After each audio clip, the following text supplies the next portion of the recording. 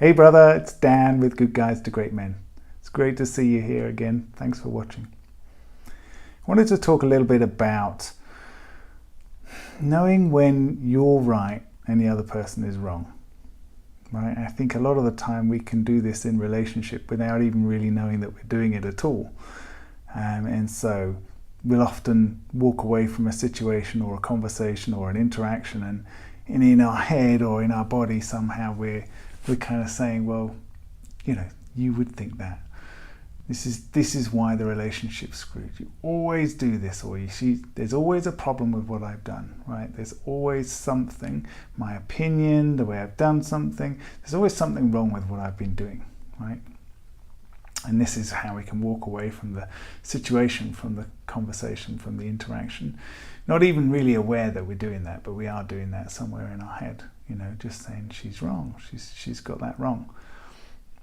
So when I'm talking about she's wrong and I'm right, essentially she's never wrong when we're talking about her feelings, how she's feeling. You're never wrong when we're talking about your feelings, how you're feeling. The problem we have really is that we then have a disparity between the two. Well, I feel this way and you feel that way. So who's right? You know, what is the correct answer to this situation?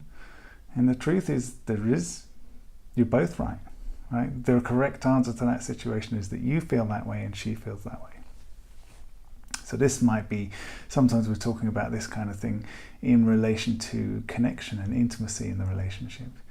You know, one person might be being distant and standoffish and needing space and constantly on their phone, and the other person might be asking questions, setting up invitations, getting frustrated when those things are turned down, initiating intimacy, not getting anywhere, you know, just essentially getting more and more frustrated with it.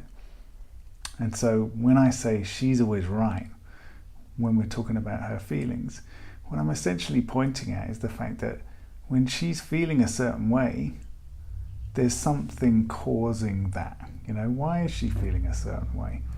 And so oftentimes I'll say to guys, your intimate connection, the connection between the two of you, the thing that gives you that opportunity to laugh, to relax, to have fun, to flirt, to initiate intimacy between the two of you, to love, to have sex, all of that good stuff, you know, that gets lost when you're in this. It's you're wrong and I'm right. You know, it's blaming and defensiveness. This is essentially what happens, you know. And we think, well, if I don't say anything, if I don't tell anybody how I'm feeling, if I'm not critical of the other person, then they don't know that I'm feeling that. And that's bullshit. Because she's got a super sensitive detector that tells her, and we have too, right? But we're not so aware of it, that tells her when somebody's pissed off, when somebody's upset. Now, there's a load of stuff we could go into with regards to evolutionary biology, which relates to some of this and why it's stronger in women than it is in men. But now's not the time I want to talk about that stuff. What I want to say is that however it is that you're feeling and thinking about the other person, it is being communicated in one way or another. Body language, tone of voice, intonation, look in your eye, all this stuff is shouting out information to the other person.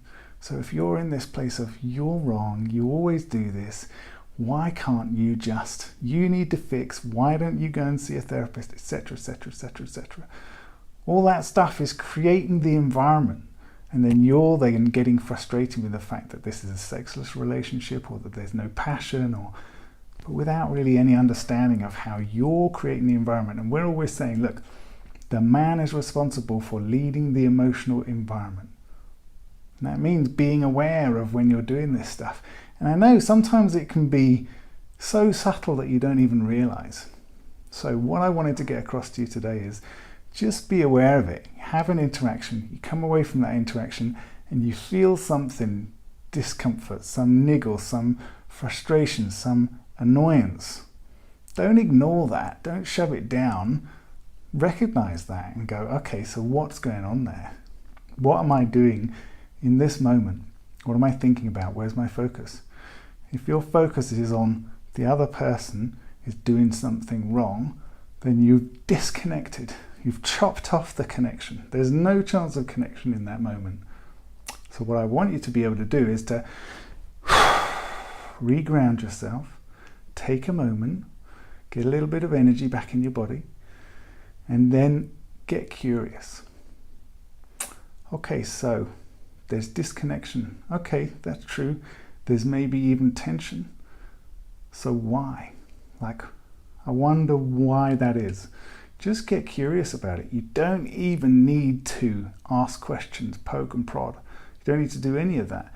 Just the shift in your position from blaming, right? I'm right, you're wrong, to I wonder if there's something else going on here.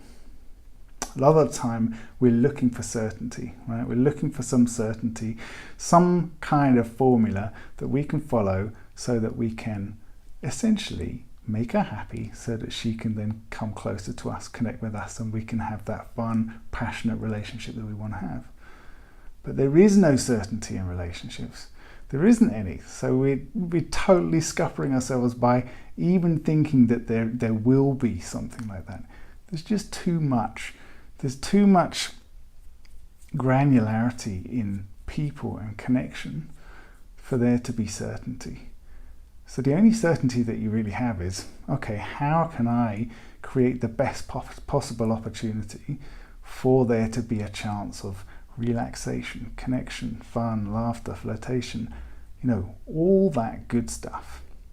And that comes down to being really self-aware, and not just being aware of how you're being and who you are, but being aware of the connection, being aware of what's going on with her, being aware that if she isn't able to open up or answer a question or something like that, then something else is going on.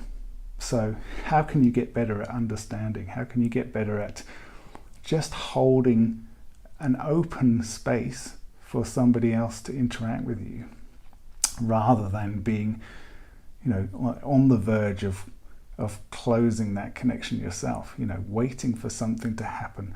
Oh, there she goes again, here's another argument. On the verge of cutting off the connection by saying, I'm right and she's wrong. Okay, that's it for today, guys. Take it easy. Hope to see you sometime on the website.